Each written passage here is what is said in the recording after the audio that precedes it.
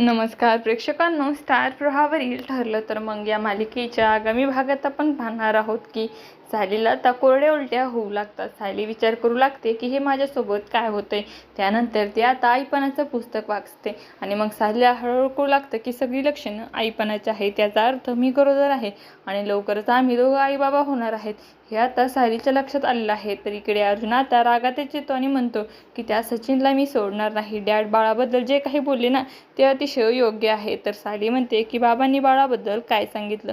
तेच म्हणाले मला पॅरेंट्सला करिअर फाईन असतं बाळाचं आणि त्यानंतर बाळ झाले की त्यांना बाळाचा त्रास होऊ लागतो.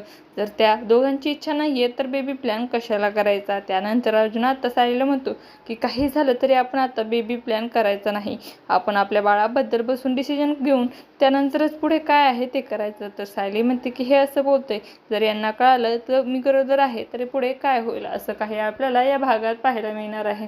तुम्हाला जर आपला व्हिडिओ आवडला असेल तर चॅनलला लाईक, शेअर आणि सबस्क्राईब करायला विसरू नका. धन्यवाद.